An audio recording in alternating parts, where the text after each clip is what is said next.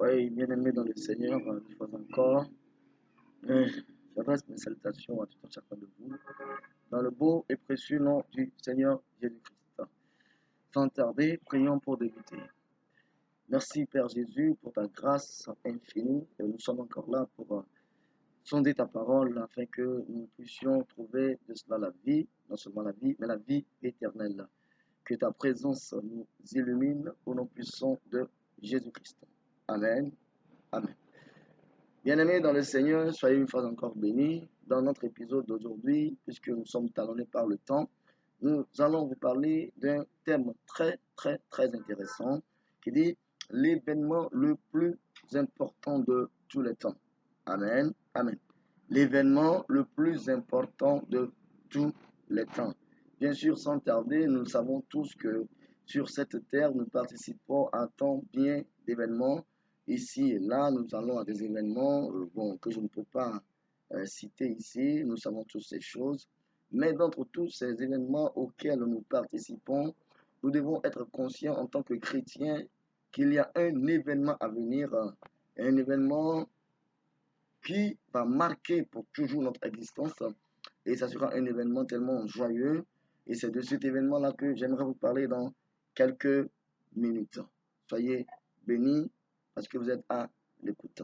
Eh bien, cet événement le plus important de tous les temps s'appelle l'enlèvement. Gloire à Dieu. Alléluia. Certes, certains d'entre vous vont au moins une fois en passant entendre parler de cet événement dont je suis en train de parler. Je dis bien qu'il s'agit de l'enlèvement. Jésus-Christ nous fait une promesse dans Jean 14, verset 2 à 3, que dans la maison de son Père, il y a plusieurs demeures. Il nous dit qu'il ira nous préparer une place. Il reviendra nous prendre avec lui, afin que là où il est, nous y soyons également.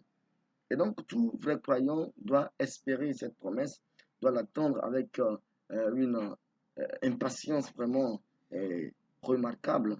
Hein. Et avant que Jésus-Christ ne vienne nous enlever, nous devons être prêts en tant que vrais croyants.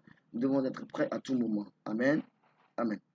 Et donc, quand vous lisez Matthieu chapitre 24, verset 33 jusqu'au verset 42, vous allez remarquer cette histoire de l'avènement de Jésus, et ainsi de suite, jusqu'à ce qu'il vienne nous enlever. Lisez le verset 33 jusqu'au verset 36, et surtout le verset 36 et le verset 40, sans oublier le verset 42. Vous pouvez également lire Matthieu 24, verset 43 à 44, et Marc 13, verset 29, du verset, Marc 13, verset 29 à 37. Surtout le verset 32. Gloire à Dieu. Alléluia. Marc 13, verset 36 nous dit, craignez qu'il ne vous trouve endormi à son arrivée soudaine. Alléluia. Amen. Donc, ce qui me dit que Jésus-Christ, à son arrivée soudaine, peut nous trouver endormis. Gloire à Dieu. Alléluia. Si nous ne craignons pas et si nous ne veillons pas. Si nous sommes des chrétiens, nous nous auto-appelons chrétiens, nous devons être conscients que notre devoir est de veiller à chaque instant. Cet événement le plus important de tous les temps ne va pas nous alerter avant de s'accomplir. C'est à nous d'attendre l'événement. Aujourd'hui, on nous dit, mais demain nous irons à un tel anniversaire, à telle occasion et autres, à tel dîner gala et autres. Et nous sommes prêts, nous disons que la journée de demain, nous irons là-bas et faire ce que nous devons faire. Mais l'enlèvement est indiqué de façon un peu générale. Voilà. Et donc, on nous dit que nul ne connaît ni le jour ni l'heure. Voilà. Jésus seul, disons bien, ou bien disons selon l'Écriture, le Père seul connaît le jour et l'heure de l'enlèvement. Jésus viendra enlever ses enfants. Nous l'entendons sûrement. Nous l'entendons tout le temps, bien sûr. Que ses enfants soient morts avant son avènement ou qu'ils soient vivants, ils seront tous enlevés. 1 Thessaloniciens chapitre 4, verset 15 à 17 déclare: voici en effet ce que nous vous déclarons d'après la parole du Seigneur. Alléluia. Amen. Nous, les vivants restés pour l'avènement du Seigneur, nous ne dévancerons pas ceux qui sont morts. Car le Seigneur lui-même a un signal donné à la voix de l'archange et au son de la trompette de Dieu descendra du ciel, et les morts en Christ ressusciteront premièrement. Amen. Ensuite, nous, les vivants, qui serons restés, nous serons tous ensemble enlevés. Soulignez bien le mot enlevés, voilà, avec eux sur des nuées, à la rencontre du Seigneur dans les airs. Gloire à Dieu. Alléluia. Nous serons toujours ainsi avec le Seigneur. Lisez bien ce verset vous-même. 1 Thessaloniciens chapitre 5, chapitre 4 bien sûr, du verset 15 au verset 17. Gloire à Dieu. Alléluia. Lisez aussi 1 Corinthiens 15, verset 51 à 54, et ça parle de la même chose. Eh bien, pour connaître encore un peu sur l'enlèvement, sachons que des gens ont été enlevés avant nous et des gens seront également enlevés après nous. Mais la différence, c'est que notre enlèvement est beaucoup plus important et beaucoup plus spécial que leur enlèvement. Bon, ceux qui ont été enlevés avant nous, nous pouvons entre autres voir ou remarquer le patriarche Enoch, voilà, Élie également, le prophète de feu, et Jésus lui-même. Ils ont été enlevés, je l'avais bien précisé, que certains ont été enlevés de leur vivant, ils n'ont jamais vu la mort, ils sont partis, c'est la manière d'Enoch, voilà. Il n'a pas goûté à la mort, mais il a été enlevé. Et Élie également aussi n'est pas mort avant qu'il ne soit enlevé par le Seigneur Tout-Puissant. Voilà.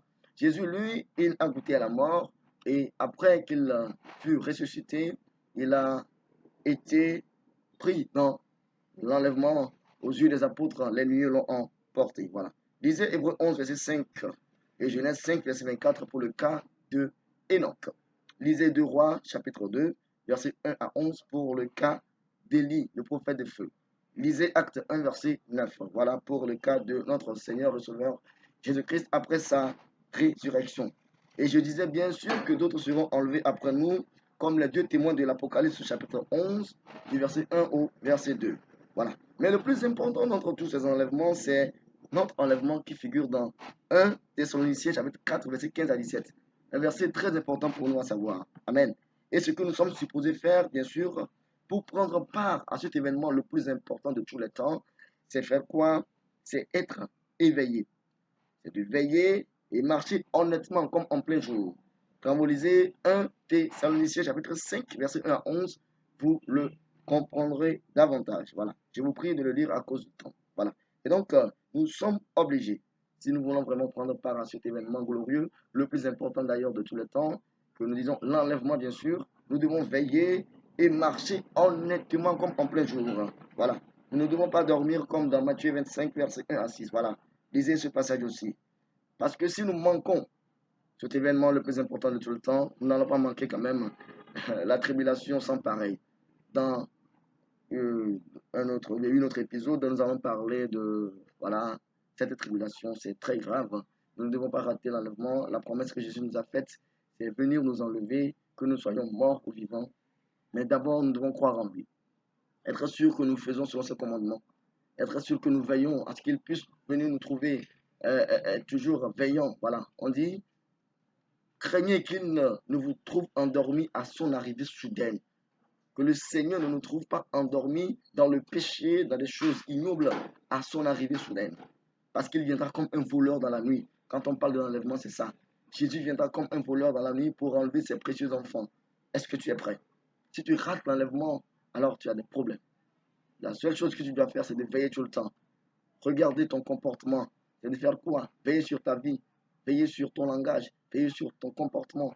Et Jésus te fera grâce quand tu auras repris les esprits, quand tu reviendras dans de bonnes normes, dans des normes convenables. Voilà.